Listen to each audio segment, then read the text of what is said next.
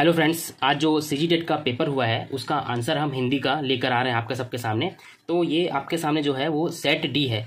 तो set D का ये पहला क्वेश्चन से हम लेके चलेंगे। तो पहला क्वेश्चन जो है हमारा, लिंग के संबंध में उपयुक्त विकल्प का चयन कीजिए। तो इसमें सारे ऑप्शन दिए हुए हैं, तो इसके अनुसार जो आंसर होगा वो इसमें सी लेंगे। 1, 2 और 3 कथन सही हैं। उसके बाद 32वां क्वेश्चन में आते हैं, व्यंजनों को उच्चारण के विभिन्न अवयवों से सुमेलित कीजिए। तो इसमें है कंठ, तालव्य, दंत और ओष्ठ दिया है, तो इसका आंसर हो जाएगा बी।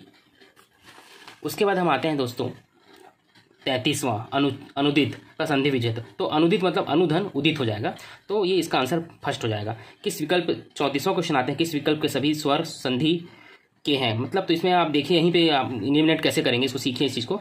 उल्लास है तो उत धन लास, ये कट जाएगा। इति धन आदि, वी धन सम, ये वाला भी हट जाएगा, स्वर संधि नहीं होगा। नि धन ठूर वाला ये भी हट जाएगा। स्वल्प विद्यार्थी नाविक, ये जो हो जाएगा हमारे स्वर संधि के हो जाएंगे, ठीक है। उसके बाद जो है हमारा 35वां क्वेश्चन है, निम्नलिखित में समृद्ध स्वर युग्म।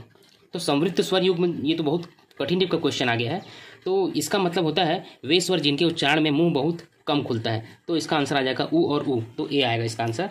उसके बाद है 36वां, हिंदी में आगत विदेशी शब्दों को उनके मूल भाषा से सुमेलित कीजिए। तो इसमें दोस्तों अगर आपको एक ही आंसर पता रहता, जैसे रिक्शा का जापानी पता रहता तो आपका बन जाता। तो इसका आंसर जो आएगा डी। उसके बाद दोस्तों 37वां क्वेश्चन में पूछ रहा है, निम्नलिखित में विलोम की दृष्टि से शुद्ध युग्म क्या है। संयुक्त, संधियुक्त, अज्ञ, अनभिज्ञ। तो अनभिज्ञ का तो भिज्ञ होता है, तो इसका आंसर आ जाएगा अल्पज्ञ, बहुज्ञ, सी आएगा इसका आंसर। फिर आता है 38, युद्ध की इच्छा रखने वाला। ये तो सभी को पता है, एक शब्द अनेक शब्दों के लिए एक शब्द है, युयुत्सु आएगा। उसके बाद है मिट्टी का तत्सम शब्द, 39वां क्वेश्चन।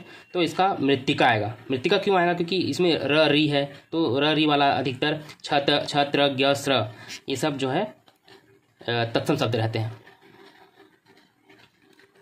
उसके बाद दोस्तों आता है 40 क्वेश्चन दोस्तों, तत्पुरुष समास से निर्मित शब्दों वाले समूह का उचित विकल्प कौन सा है।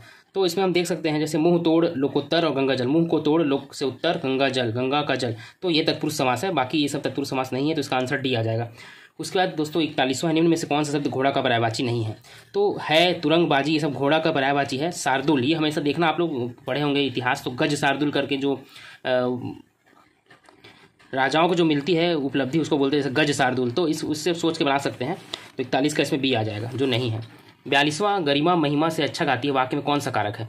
तो यहाँ पे आंसर आएगा सी, करण कारक। अब आप लोग बोलेंगे इसमें अपादान भी आ सकता है, तो अपादान अलग करने के लिए यूज़ होता है, लेकिन करण जो है तुलना के में यूज़ करते हैं, तो इसमें 42 का सी आएगा। 43 का इसमें आ जाएगा, कुशाग्र विद्यार्थी से प्रश्न पूछो, वाक्य में विशेषण बताइए। तो इसमें कुशाग्र आ जाएगा विशेषण। 44वां का, संज्ञा के संबंध में सही कथन वाले कथनों को विकल्प को चयन कीजिए। तो इसमें आंसर आ जाएगा पहला, तीसरा, चौथा। इस क्वेश्चन को हम देख सकते हैं, इस क्वेश्चन का आंसर बदल भी सकता है, इसमें थोड़ा सा डाउट है दोस्तों।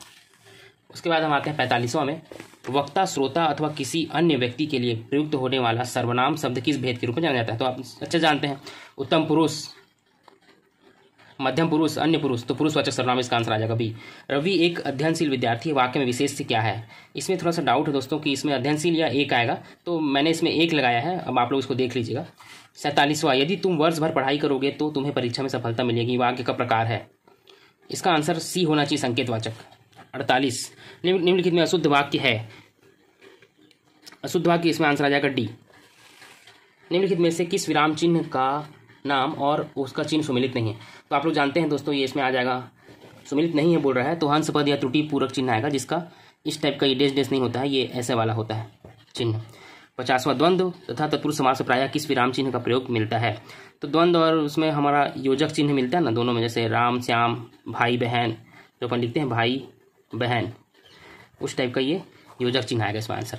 51, का बरखा जब कृषि सुखाने लोकोक्ति का सही अर्थ है। तो इसका आंसर आ जाएगा काम बिगड़ने पर सहायता व्यर्थ होती है। 52वां, विदेशी भाषा का विद्यार्थी होना बुरा नहीं, पर अपनी भाषा सर्वोपरि है, महात्मा गांधी। इसका आंसर हो जाएगा दोस्तों बी। कोई भी भाषा बुरी नहीं होती, क्योंकि सभी भाषाओं की अपनी अपनी विशिष्टता है।